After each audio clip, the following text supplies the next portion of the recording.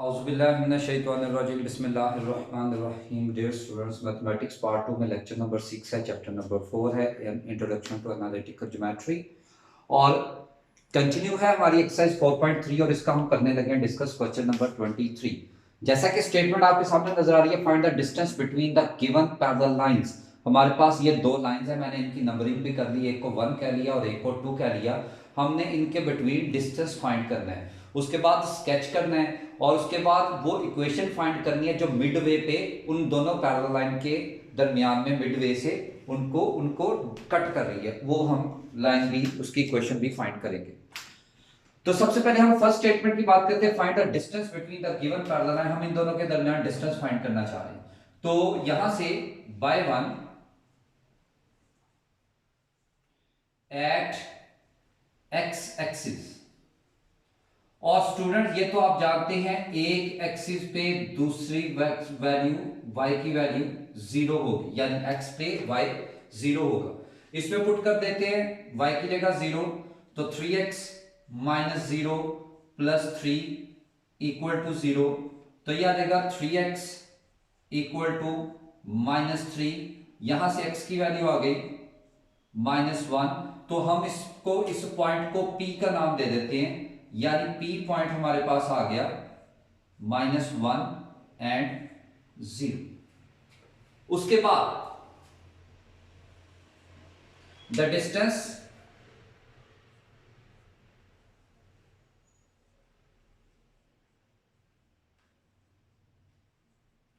From the point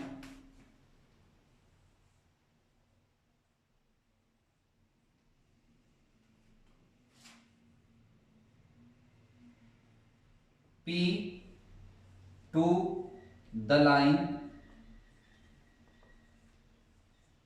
2 is। तो एक line और एक पॉइंट में डिस्टेंस फॉर्मूला स्टूडेंट्स हमने याद किया था, ax1 plus by1 plus c modulus over under root a square plus B square. तो स्टूडेंट्स अगर हम पॉइंट की बात करें तो यहां से हमारे पास x1 की वैल्यू आ जाती है -1 और y1 की वैल्यू आ जाती है 0। और अगर हम लाइन की बात करें तो यहां से a की वैल्यू आ जाती है 3, b की वैल्यू आ जाती है -4 और c की वैल्यू आ जाती है 7। तो फॉर्मूले में वैल्यू पुट करते हैं तो d is equal to a की जगह आ जाएगा 3, x1 -1 प्लस b की जगह आ जाएगा -4, y1 0 प्लस c की जगह आ जाएगा 7 मॉडुलस ओवर a का स्क्वायर यानी 3 का स्क्वायर प्लस और b का स्क्वायर यानी -4 का स्क्वायर। तो इसकी स्टूडेंट सिंप्लीफिकेशन करें तो यह आ जाता है -3 प्लस 0 प्लस 7 मॉडुलस ओवर यह देगा 9 प्लस 16। तो स्टूडेंट्स यहां से d की वैल्यू हमारे पास आ जाती है 4 मॉडुलस ओवर अंडर रूट 25। तो फाइनली यहां से हमारे पास इन दोनों लाइंस का जो डिस्टेंस फाइंड हुआ that is d equal to 4/5। यह आ गया जी distance between two parallel lines.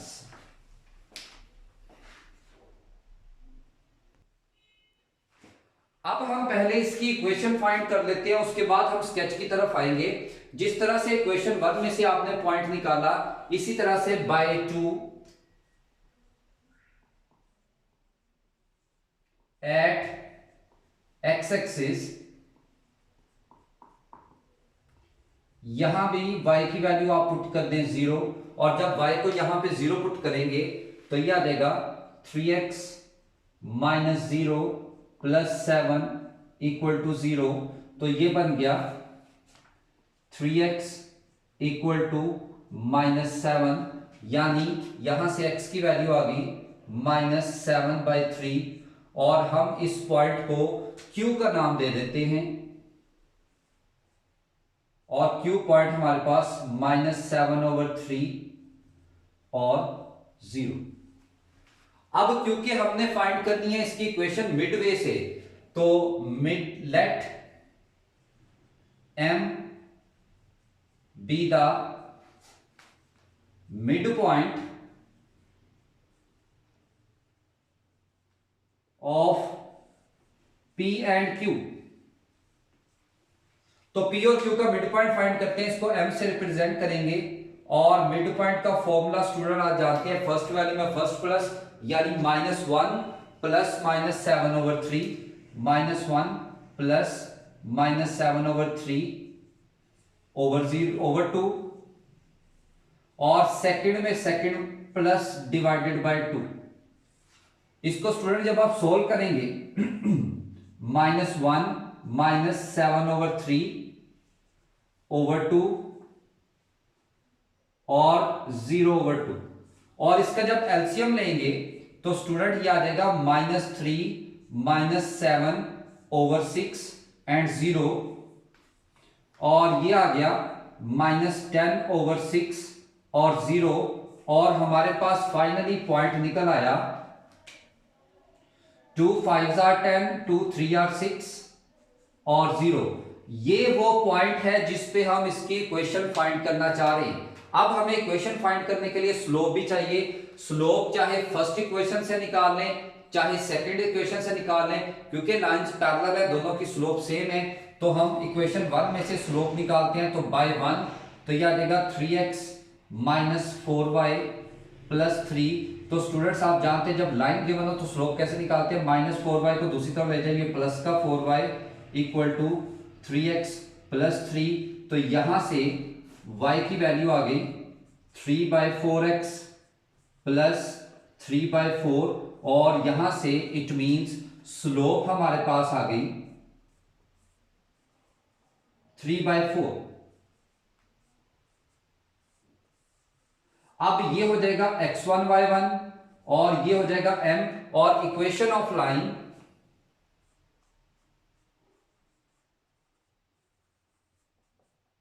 y -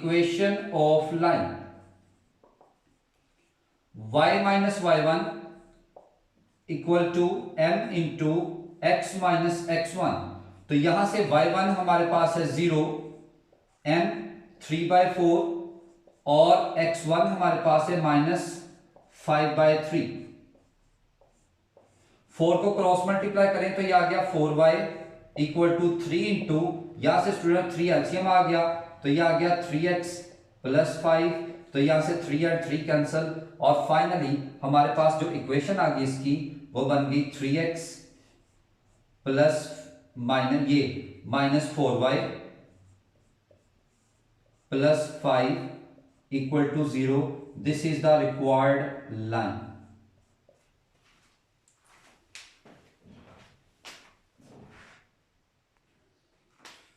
जी तो स्टूडेंट जो लास्ट में हमारे पास हमने जो एक छोटा सा पॉइंट छोड़ दिया था स्केच का, अब स्केच की बात करते हैं। स्केच के लिए वही हमने पहली पॉइंट्स निकाली, x एक्सिस पे y0 हमने x की वैल्यू निकाल ली, फिर इसी लाइन में y एक्सिस पे x की 0 हम y की वैल्यू निकाल देंगे।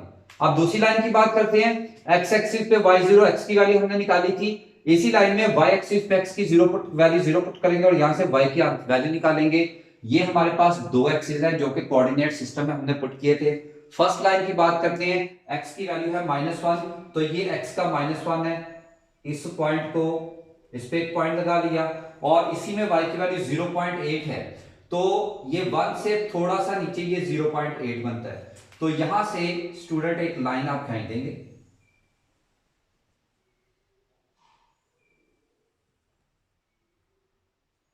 और साथ में लाइन लिख दें, ये लाइन है कौन सी, 3x - 4y + 3। नीचे वाली साइड पे बल्कि लिख दें 3x - 4y + 3। उसके बाद दूसरी वाली पॉइंट की बात करते हैं, -2.3, ये -2 है और इससे थोड़ा सा आगे ये 2.3 आ जाता है और उसके बाद 1.8 ये 1 है और 2 से थोड़ा सा नीचे 1.8 आ जाता है, दूसरी हमारी पैरेलल लाइन ये बन जाएगी।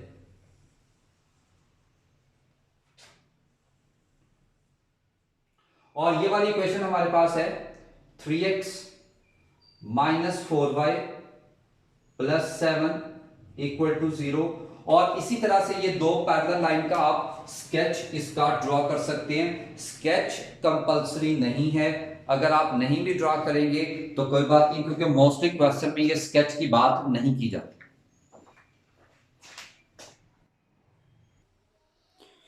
जी तो स्टूडेंट नेक्स्ट है क्वेश्चन नंबर 25। क्वेश्चन नंबर 25 है find an equation of line through the point. ये वो पॉइंट है जिस पे हमने लाइन फाइंड करनी है।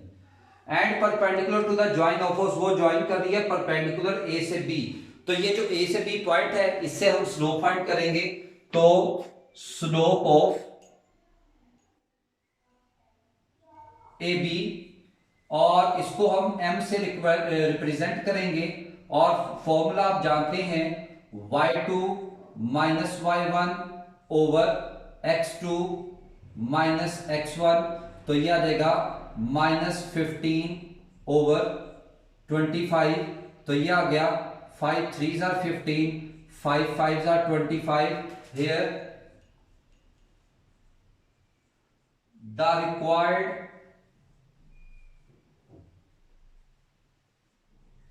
slope of line is, क्योंकि लफ्ज परपेंडिकुलर आ गया। प्रीवियस लेक्चर में भी हमने एक क्वेश्चन में डिस्कस किया था कि जब लफ्ज परपेंडिकुलर आ जाए तो आपने स्लोप को उल्टा के यानी रेसिप्रोकल इसका लेके और इसका साइन चेंज कर देना है।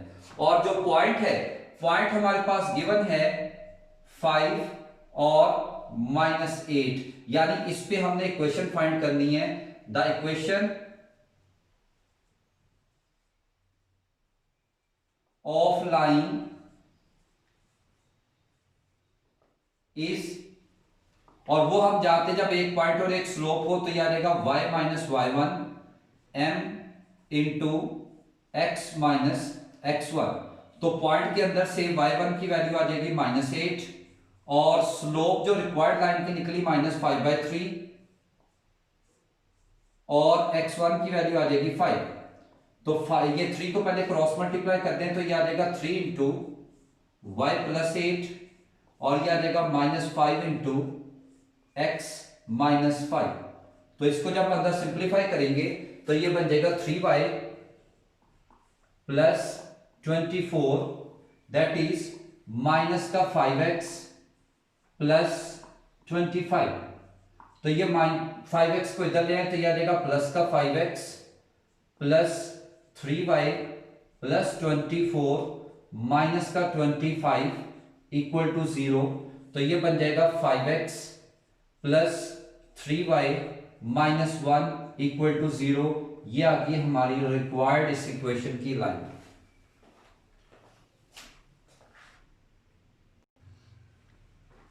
नेक्स्ट क्वेश्चन नंबर 26 है, थोड़ा सा कॉन्सेप्चुअल क्वेश्चन है। क्वेश्चन नंबर 26 में कहते हैं find the equation of the two parallel lines. हमने दो पैरेलल लाइंस फाइंड करनी है perpendicular to the given lines. जिस लाइन के परपेंडिकुलर है पहले हम इसको सिलेक्ट कर लेते हैं, यानी ये आ गया 2x minus y plus 3 equal to 0। Condition की बात बाद में करते हैं, पहले यहां से अगर हम स्लोप निकालें तो इसको स्लोप इंटरसेप्ट फॉर्म में कन्वर्ट करें तो -y प्लस दूसरी तरफ जाके प्लस का y हो जाएगा और ये आ गया 2x प्लस 3। तो यहां से m की वैल्यू आ गई 2। तो here the slope of required lines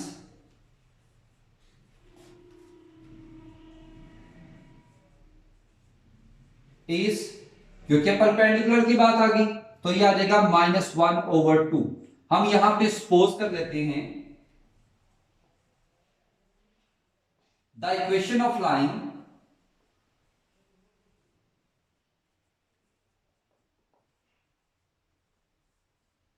जहां से ये दो पैरेलल लाइन फाइंड करनी है वो हम सपोज कर लेते हैं that is y equal to mx plus c। यहां पे वैल्यू पुट कर दें y equal to -1/2x plus C. तो इसको जब अरेंज करेंगे तो यह आ जाएगा x/2 plus Y equal to C.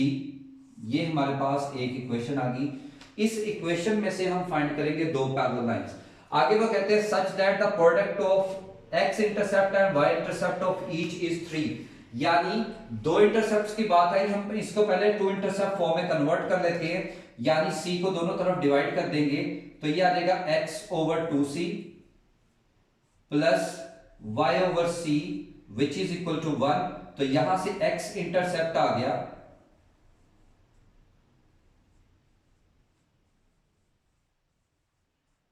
That is 2c, यानी x के नीचे वाला x इंटरसेप्ट और y इंटरसेप्ट हो जाएगा c, y के नीचे वाला y intercept. According to condition,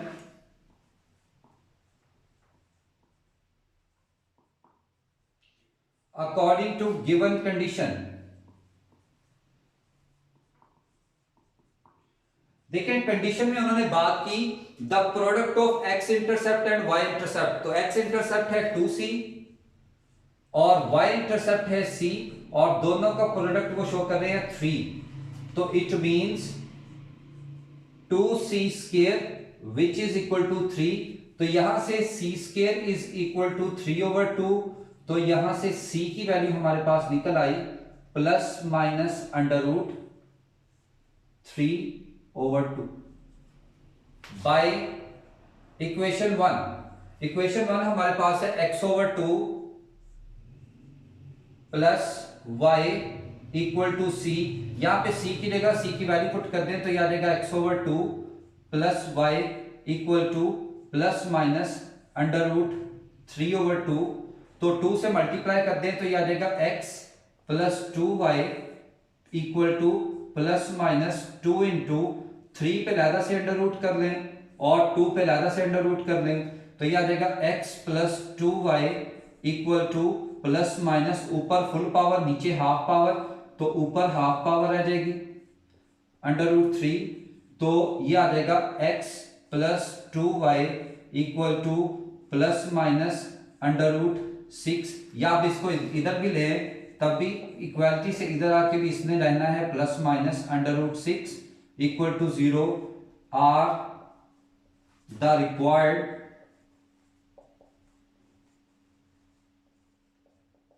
parallel lines।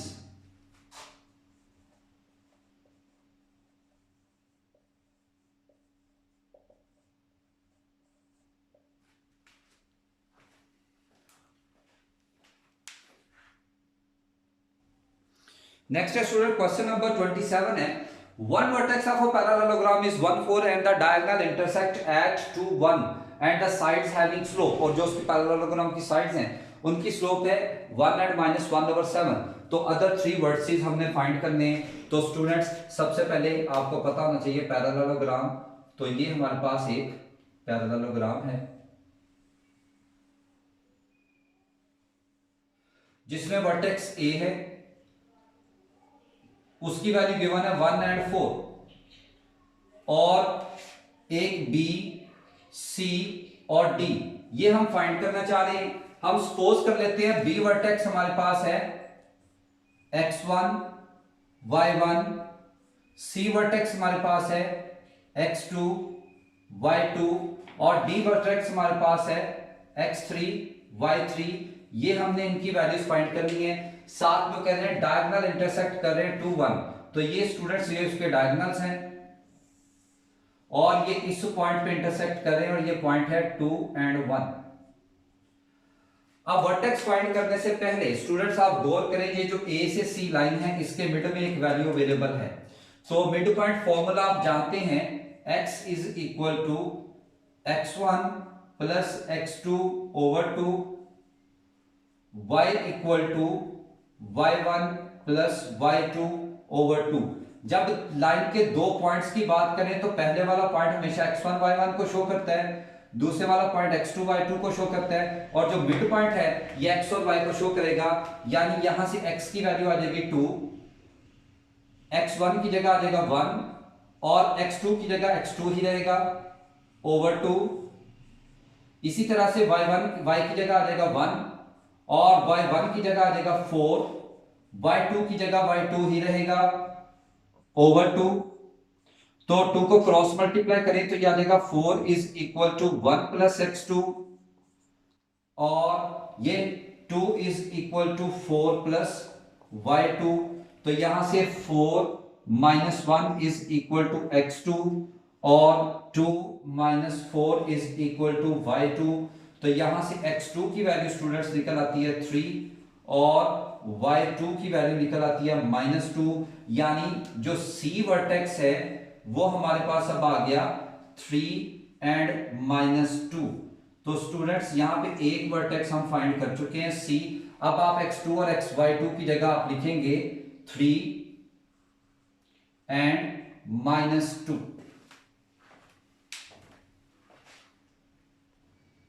Next students बात करते हैं कि रिमेनिंग वर्टेक्स फाइंड करने से पहले हम पैरेललोग्राम की डेफिनेशन की बात करते हैं। प्रीवियसली हमने डिस्कस किया था कि आमने सामने की साइड्स आपस में इक्वल। पहले हम AB side is equal to DC side and AD side is equal to B और C साइड। और कंडीशन के अकॉर्डिंगली वो कहते हैं कि दो साइडें हैं जिनकी स्लोप 1 है और दो साइडें हैं जिनकी स्लोप -1/7 है। तो दो साइड्स इनकी स्लोप हमने 1 कंसीडर कर ली और दो साइड्स इनकी स्लोप हमने कंसीडर कर ली -1/7। और स्टूडेंट्स पहले पॉइंट हम लिख लेते हैं, पॉइंट जो जो हमारे पास अवेलेबल है। यानी यहां पे हमारे पास A की वैल्यू आ जाती है 1/4, B की वैल्यू आ जाती है हमारे पास x1 y1, C की वैल्यू हमारे पास आ जाती है 3 एंड -2 और D की वैल्यू हमारे पास आ जाती है x3 एंड y3। तो स्टूडेंट्स पहले हम इनकी स्लोप्स फाइंड कर लेते हैं। तो पहले AB की बात करते हैं। AB की स्लोप हमारे पास आ जाएगी y2 minus y1 over x2 minus x1। उसके बाद DC की स्लोप आ जाएगी हमारे पास ये x1 y1 ये x2 y2, तो ये आ जाएगा -2 minus y3 over 3 minus x3। तो पहले हम इनकी बात करते हैं, इनको सोल्व करते हैं। अब AB भी 1 के इक्वल है और DC भी 1 के इक्वल है। तो पहले AB को 1 के इक्वल रखें, यानी AB की जगह आ जाएगा 1 is equal to y1 -4 over x1 -1 और DC भी 1 के इक्वल है तो इसकी जगह 1 आ जाएगा। तो -2 minus y3 over 3 minus x3। तो क्रॉस मल्टीप्लाई करें तो ये आ जाएगा x1 -1 इक्वल टू y1 -4। इसको क्रॉस मल्टीप्लाई करें तो ये आ जाएगा 3 minus x3 equal to -2 minus y3। तो ये आ जाएगा x1 और ये y1 इधर जाके माइनस का y1 और ये आ जाएगा माइनस का 4 एंड -1 प्लस 1। तो यहां से आ गया x1 minus y1 is equal to -3। इसको हम कह लेते हैं इक्वेशन 1। इसको सिंपलीफाई करें तो ये माइनस का x3 दूसरी तरफ जाके प्लस का x3 हो जाएगा माइनस y3 और ये -2 इधर जाके प्लस का 2 हो जाएगा इज इक्वल टू 3 प्लस 2। तो ये आ जाएगा x3 minus y3 is equal to 5। ये हमने एक साइड फाइंड कर ली। अब बात करते हैं दूसरी साइड की। पहले हम फाइंड करेंगे AD की स्लोप। तो ये x1 y1 और ये x2 y2, तो ये आ जाएगा y3 -4 ओवर x3 -1। और उसके बाद BC की स्लोप हम फाइंड करेंगे। BC की स्लोप ये x1 y1 ये x2 y2, तो ये आ जाएगा -2 minus y1 over 3 minus x1। और कंडीशन के अकॉर्डिंगली AD और BC -1/7 के इक्वल है। ये आ गया -1/7 that is equal to y3 -4 over x3 -1 और ये भी -1/7 के equal -2 minus y1 over 3 minus x1। तो क्रॉस मल्टीप्लाई कर दें तो ये आ जाएगा माइनस का x3 प्लस 1 और ये आ जाएगा 7y3 माइनस 28 और इधर मल्टीप्लाई करें तो -3 प्लस x1 और ये आ जाएगा माइनस का 14 माइनस 7y1।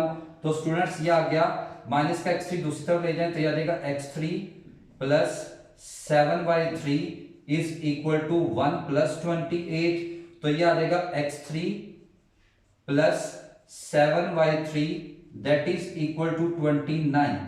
ये आ गई क्वेश्चन 3 और यहां से ये आ गया x1 plus 7y1 is equal to minus का 14 प्लस 3।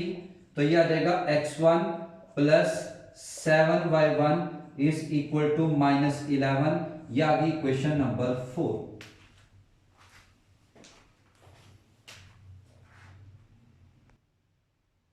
अब स्टूडेंट्स इन इक्वेशन को हम फाइंड करेंगे। ये भी x1 y1 वाली है और ये भी x1 y1 वाली है, यानी 1 और 4 को पहले सिंप्लीफाई करते हैं। तो इधर लिखेंगे बाय 1 एंड 4।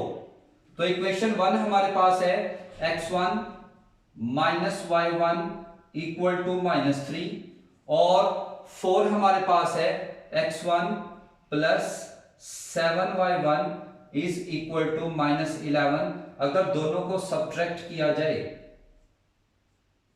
तो ये कैंसल, तो ये आ जाएगा -1 और -7 -8y1 और ये आ गया प्लस का 8।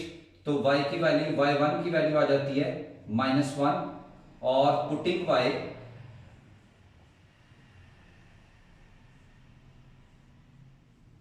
इन 1 तो ये आ जाएगा x1 माइनस -1 इक्वल टू -3।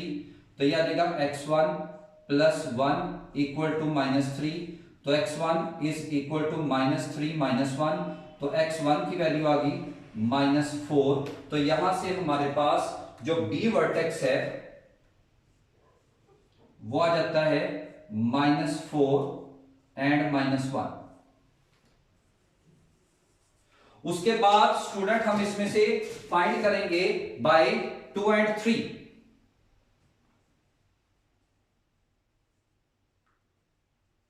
तो इक्वेशन 2 हमारे पास है x3 minus y3 equal to 5 और 4 ये और 3 हमारे पास है x3 plus 7y3 equal to 29। तो दोनों को अगर सब्ट्रैक्ट किया जाए तो ये कैंसल, ये -8y3 is equal to minus का 24। तो यहां से y3 की वैल्यू आ जाती है 3 और putting y3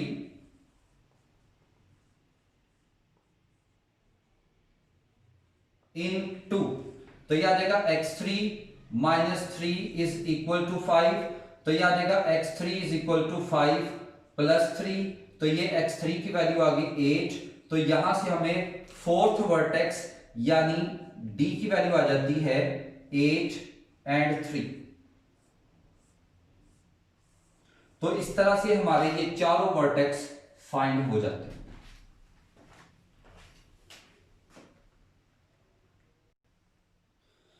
next student question number 28 है। क्वेश्चन नंबर 28 में कहते हैं find whether the given lines above और बिलो, गिवन पॉइंट अबव और बिलो द लाइन।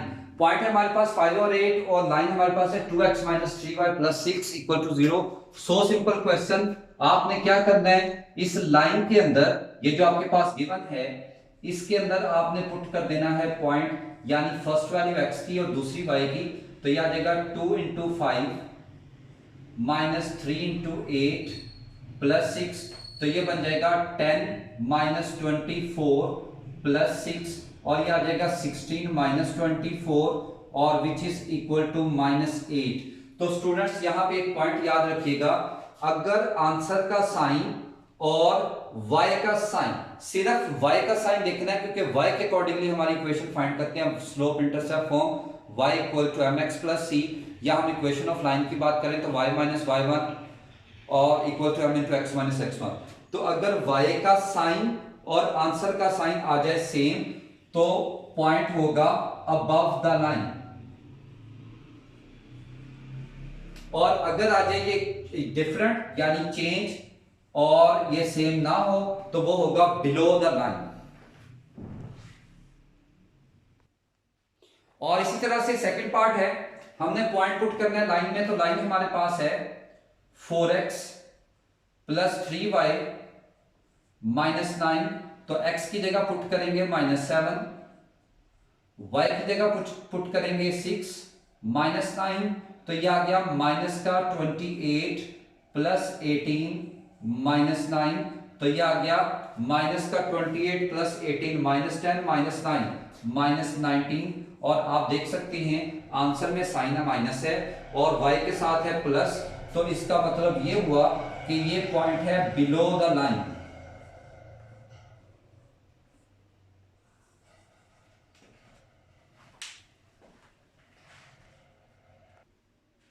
नेक्स्ट है स्टूडेंट क्वेश्चन नंबर 30 है, find the distance from the point P to the line 6x minus 4y plus 9।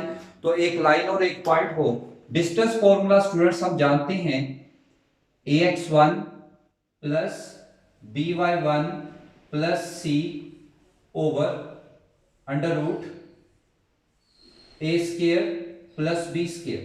अब ये जो point given है इसमें है पहली वैल्यू x1 वो है 6 और दूसरी वैल्यू है y1 वो है -1, और जो लाइन गिवन है इसमें a आ जाएगा 6, b आ जाएगा -4 और c आ गया 9।